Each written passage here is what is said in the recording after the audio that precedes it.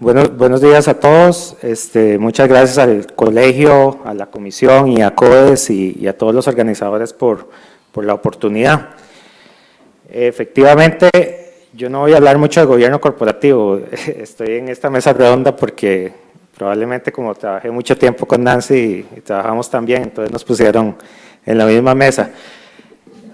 El tema es que OCDE sí tiene recomendaciones en materia de gobernanza de compañías de seguros y de entidades públicas, pero precisamente para no duplicar el discurso, esas específicamente no las voy a referir yo más que mencionar y voy a dejar que Nancy lo haga. Yo sí voy a hablar de otros temas de las recomendaciones de la OCDE.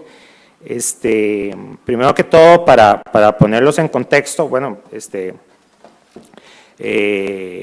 la OCDE, como sabemos, es la Organización para la Cooperación y el Desarrollo Económico, OSD en inglés, y está compuesta por 35 de los países con las economías más desarrolladas. Lógicamente está el G20 y se ha integrado 15 países más. También está representada la Unión Europea como tal, además de sus países individualmente, la mayoría. Y hay tres candidatos actualmente que fueron invitados a participar, dentro de los cuales está Costa Rica. Estuvo Rusia, o está todavía, pero está suspendido por razones políticas el proceso de Rusia.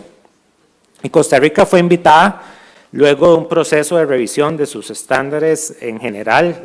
Lógicamente, OCDE no solo revisa temas financieros y de seguros, sino también temas de...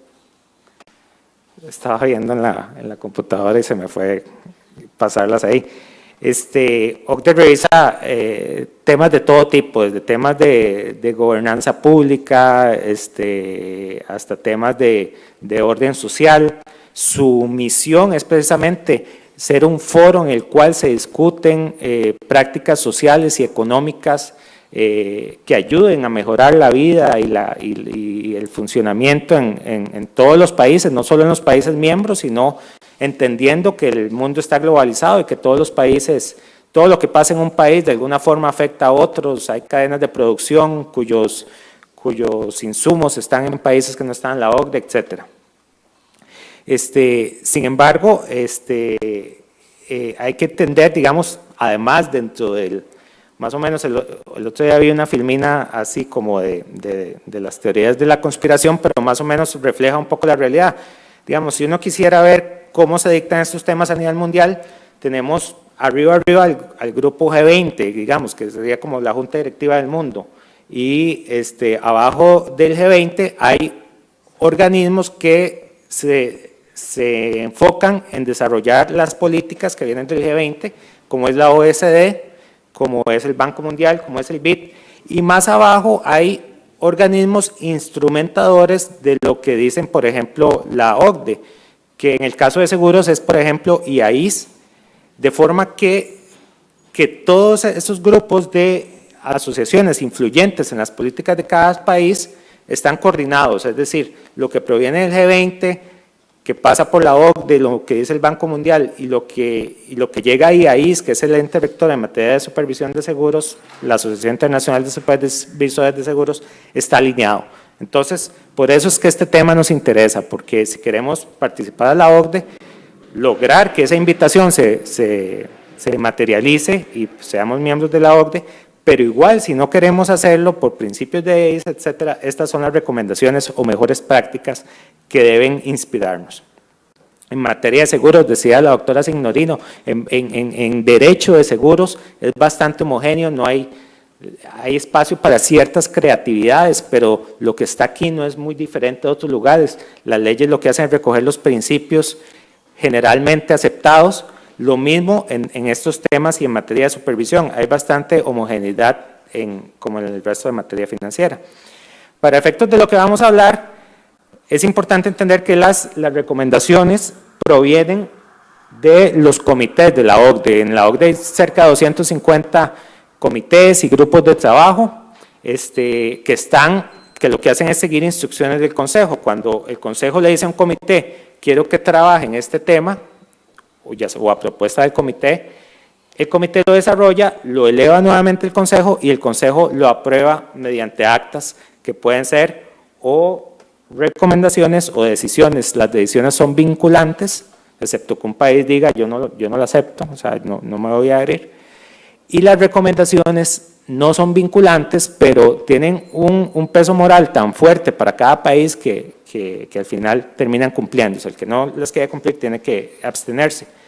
En el caso de Costa Rica, para el proceso de invitación a la OCDE, tuvieron que revisarse matrices y evaluaciones que permitieran ver en qué nivel de avance estábamos respecto a esas recomendaciones. Entrando en materia, vamos a ver el ámbito de dos comités. El Comité de Mercados Financieros, que aunque tiene 10 recomendaciones aprobadas, solo nos vamos a referir a 2 que tienen que ver específicamente con seguros, y el Comité de Seguros, que recientemente se amplió a pensiones, entonces ahora es Comité de Seguros y Pensiones, que sí tiene más recomendaciones en ese tipo. Sin embargo, esta presentación también, como la que vimos ayer, es un popurrí, ¿verdad? O sea, vamos a hablar de temas que no tienen hilo conductor entre ellos, son temas distintos, pero es más que todo para referenciar los retos que existen a futuro si se quiere pertenecer a la OCDE en los próximos años. En materia de Comité de Mercados Financieros, y lo adelantaba hace un poco, hay recomendaciones de interés sobre principios que son los principios de alto nivel sobre protección al consumidor financiero y las buenas prácticas en educación y conciencia financiera. Y vamos a lo que hemos venido hablando. O sea, ¿qué dice la OCDE en resumen que se debe tener? Un marco legal, regulatorio y de supervisión, primeramente, claro respecto al consumidor financiero. En Costa Rica tenemos normas, tenemos leyes que tienen elementos del consumidor financiero, tenemos leyes más generales que tienen elementos del consumidor en general, desde la chapa de Coca-Cola o el de un producto sofisticado financiero, pero un marco regulatorio claro en cuanto y específico entre el consumidor financiero nos hace falta, donde se establezcan las diferentes responsabilidades, los niveles de supervisión, donde se establezca que sea un marco flexible, que no se quede estancado en lo que tenemos ahora, sino que se pueda adaptar a nuevos productos y a nuevas necesidades. Digamos, es un requerimiento en esta recomendación de la OCDE. En primer lugar, son varios elementos los que se piden en esta materia. El rol de organismos fiscalizadores. Normalmente en Costa Rica hemos asociado el tema de consumidor financiero a las superintendencias. Ahora nos decía Boris que él no le queda muy claro que pueda ser una superintendencia, que no. Nosotros tenemos claro lo que es las competencias jurisdiccionales, que le corresponde a un juez, y aunque en algunos países, como en Colombia, sí se permite que la superintendencia comparta facultades jurisdiccionales, nosotros no tenemos eso. Pero sí existen sistemas como el que se usa en México, que es el Twin Peaks, en el cual se separa al supervisor de temas financieros y gobierno corporativo del supervisor de conducta de negocio, que es todo lo que tiene que ver con consumidor financiero, o digamos de seguros. En México existe la Conducef y es un órgano totalmente distinto que, digamos, no le tiembla el brazo en poner sanciones económicas porque como solo supervisan conducta de negocio y no solvencia financiera, entonces no caen en ese conflicto. Los modelos no están definidos aquí, lo que importa es establecer quién es el responsable de esa protección al consumidor financiero, cuáles son sus alcances, que haya una institucionalidad de ya no solo el marco regulatorio, sino a dónde puede recurrir a ese consumidor financiero. Luego está el trato justo y equitativo de los consumidores. Como estos principios están reflejados en IAIS, por ejemplo, el punto 3 está reflejado en el principio 19 de IAIS, que es conducta de negocio. La conducta de negocio se preocupa porque en trato justo a los consumidores se les haga valer lo que se le ofreció. Lo que está estipulado en el contrato, que se aplique de manera justa, que no hayan retrasos excesivos, que haya un buen servicio, que se pague cuando se tiene que pagar. A eso se refiere el trato justo. Y por supuesto no podía faltar divulgación y transparencia. Divulgación y transparencia entendida como un tema en evolución. Cada vez más, no solo en Costa Rica, en cualquier jurisdicción vamos a encontrar temas que fortalecen eso. Recientemente en España una jurisprudencia de la transparencia reforzada. ¿Qué significa eso? Muchas cosas, no solo que le tengo que entregar la información, sino con cuánto tiempo antes se la tengo que entregar, porque no se la puedo entregar el día que va a firmar el crédito con todos los seguros, porque no le da tiempo de analizarla, tengo que entregarse tantos días atrás. Nos guste o no, es un tema que va en la línea, en el aspecto de divulgación y transparencia, que va en la línea de ir dando y dando más información. Claro que reserva lo que es información técnica y propia del negocio de seguros, porque es información confidencial. Qué pena. Vamos por ahí.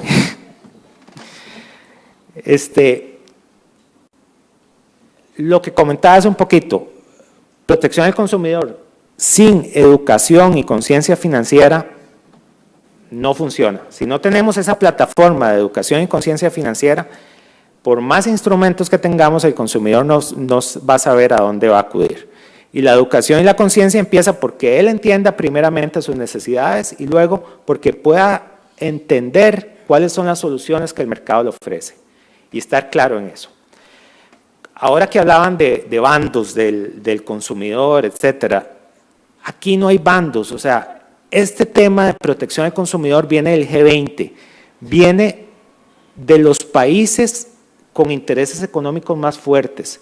¿Por qué no hay bandos? Porque un consumidor financiero protegido, un consumidor financiero educado, un consumidor financiero conocedor va a comprar más productos financieros.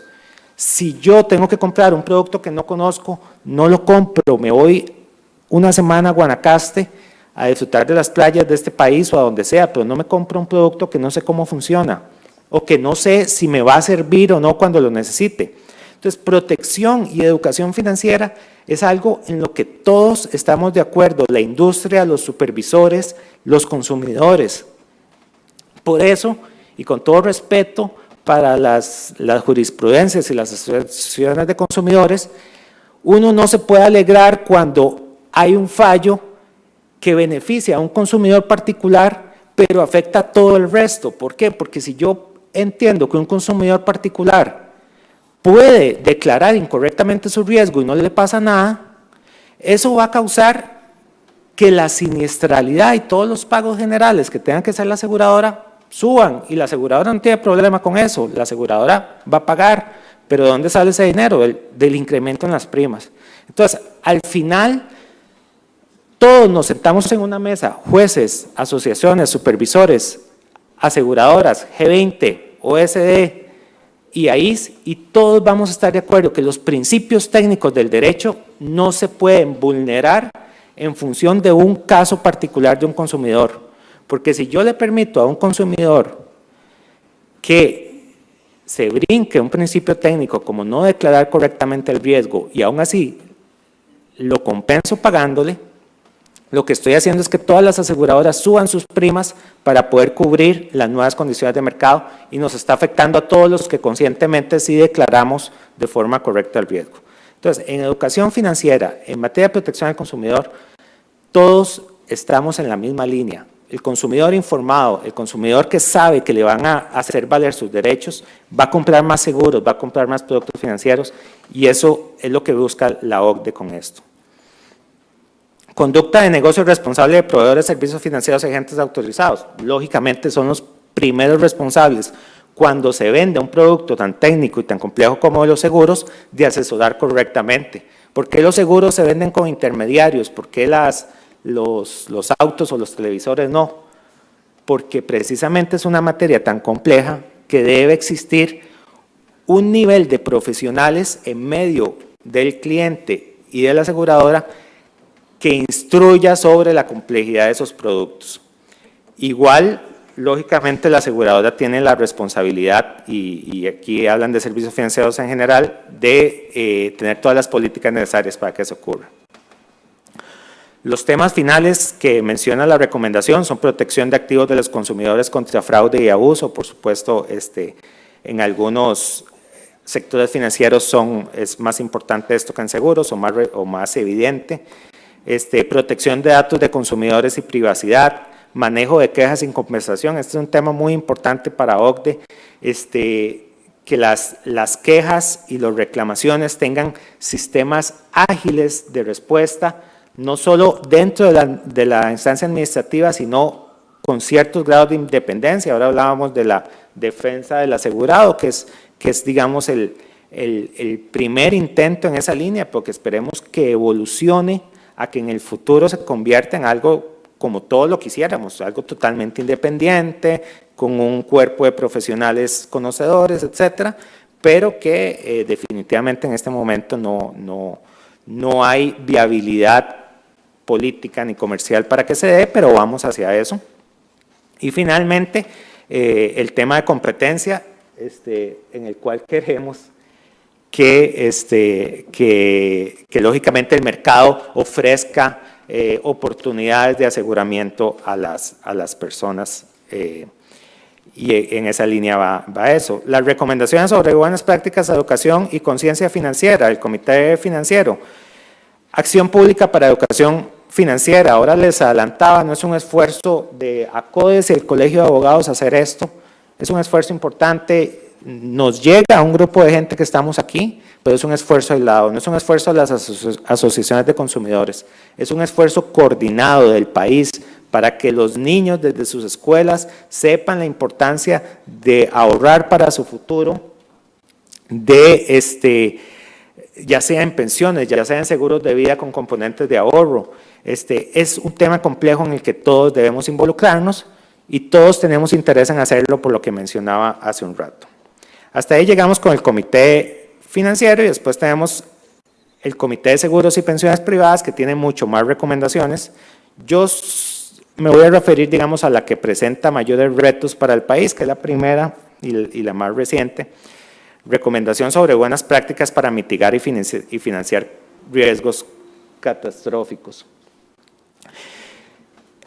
Esta recomendación trasciende el tema de los seguros, pero está muy involucrada en los seguros.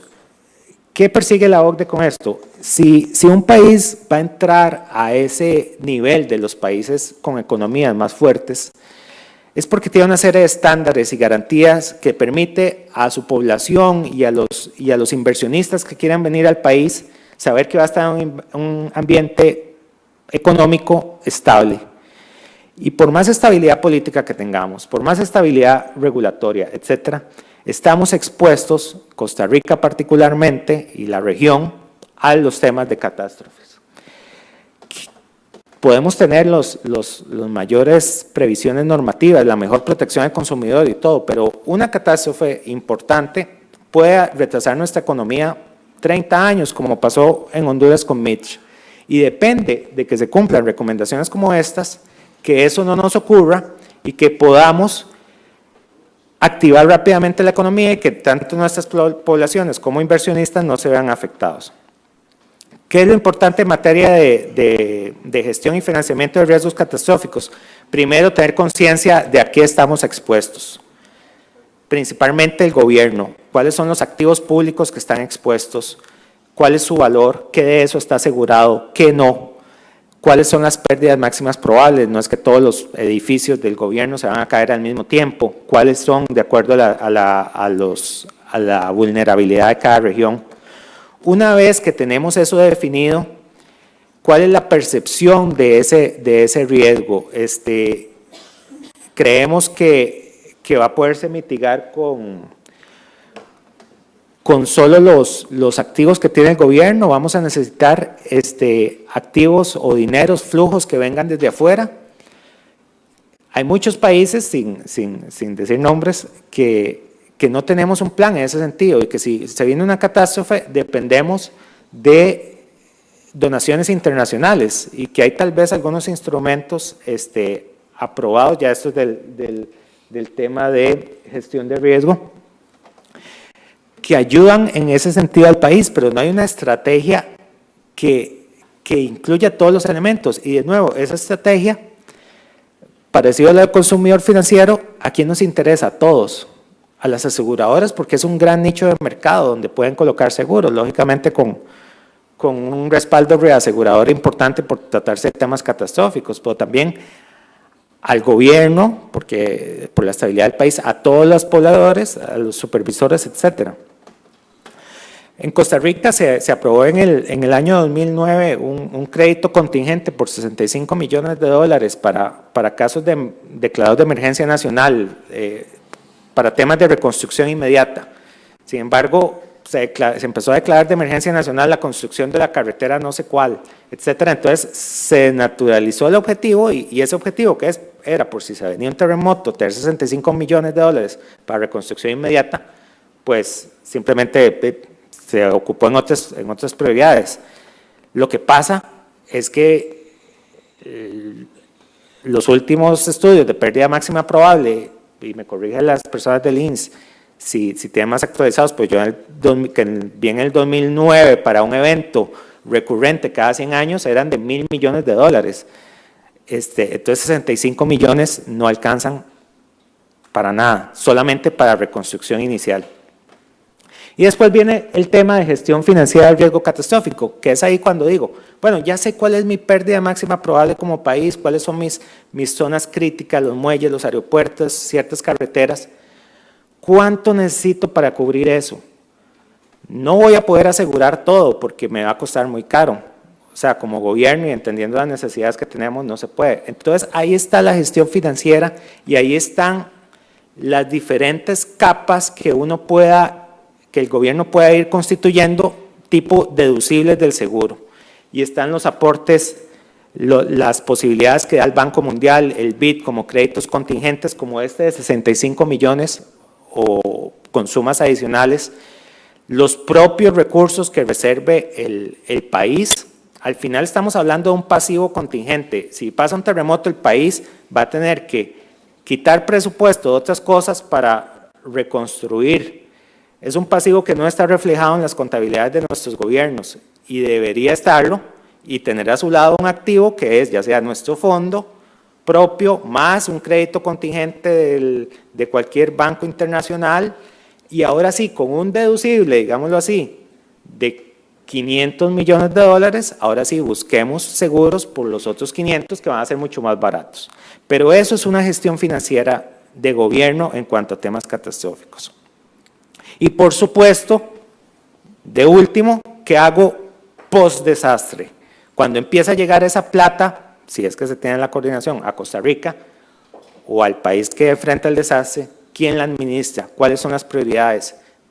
¿Cómo se maneja ese dinero para que no se quede en los bolsillos incorrectos o en las obras incorrectas? La OCDE, por supuesto, pone a disposición de todos los países pues, bases de datos comunes, sistemas de modelaje de riesgo catastrófico, intercambios de información que son necesarias para que podamos precisamente entender el riesgo catastrófico como lo que es, algo que al final, desde el punto de vista de seguros, es un negocio global. Ningún país en el mundo va a retener su riesgo catastrófico, todos lo van a ceder a regiones, a reaseguradores que logran dispersar de otra forma. Entonces, al final estamos hablando de un riesgo global, manejémoslo como tal, intercambiamos información, usemos modelos diferentes. Eso es, digamos, uno de los retos importantes porque, como es conocido en Costa Rica, no hay mucho en ese tema.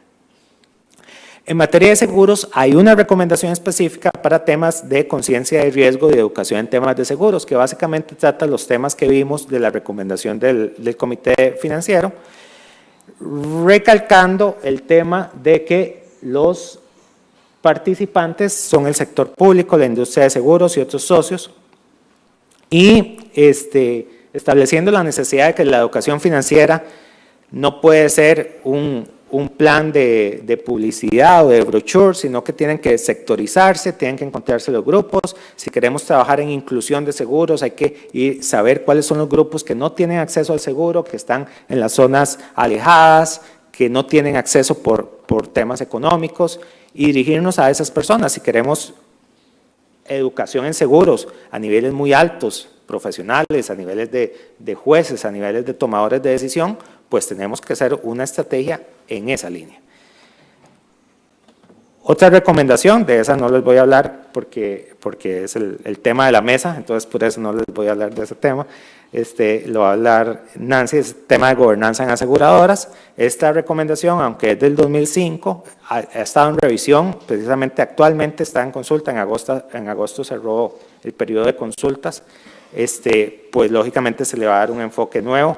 Vean que en materia de gobernanza se trata no solo la estructura, o sea, cuál es mi junta directiva, mis comités, etcétera, sino ya temas que deben estar implícitos en el ADN de las compañías, el tema de gestión de riesgo y sistemas de control interno, no solo la gestión operativa, sino también las funciones de control, las auditorías, quiénes van a revisar las definiciones actuariales, que no sean actuarios involucrados en la misma compañía, las compensaciones, le estoy pagando a mis gerentes para que paguen menos riesgos, entre menos siniestros paguen, más les doy de bono.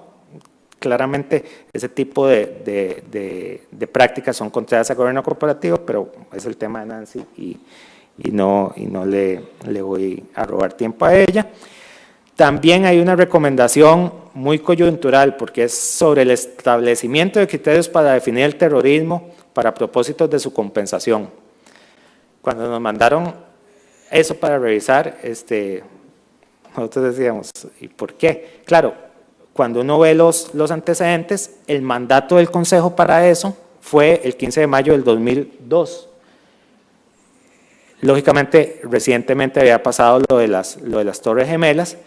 Finalmente la recomendación se suscribió hasta el 2004, pero lo que se pretendía ahí era una definición de terrorismo para efectos de la compensación. No solo compensación de parte del Estado, sino compensación desde el punto de vista de los seguros. Entonces, es importante desde el punto de vista de los seguros, porque si queremos llegar a cumplir con estas recomendaciones, pues a nivel ya de industria, pues hay que tomar en consideración este tipo de definiciones.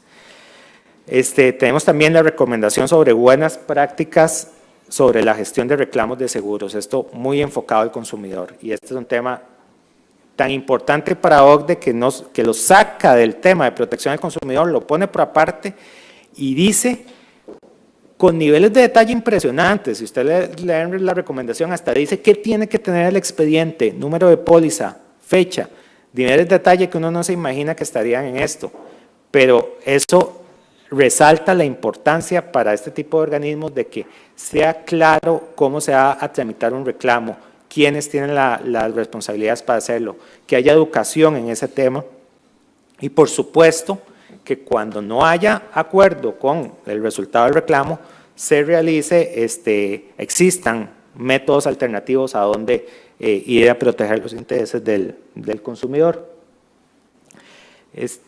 Finalmente, tenemos tres últimas recomendaciones, ya más antiguas, de 1998, 83 y 79.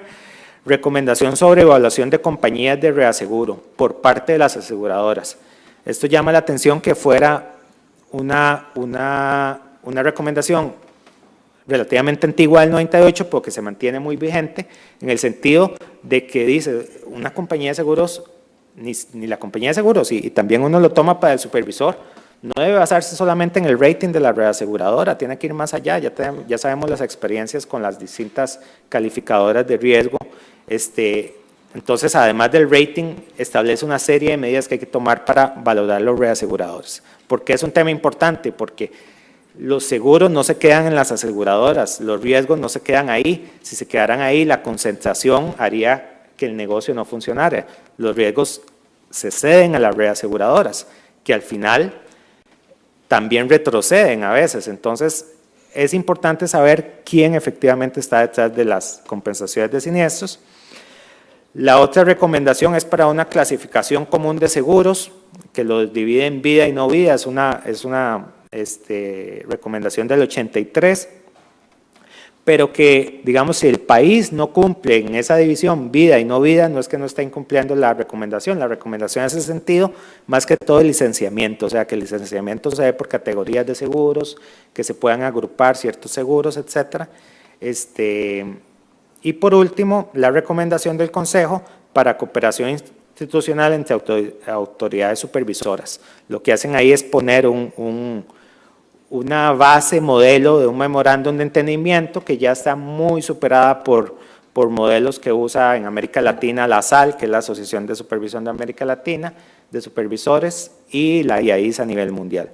Entonces, ahí les queda la inquietud de cuáles recomendaciones hay en materia de OCDE.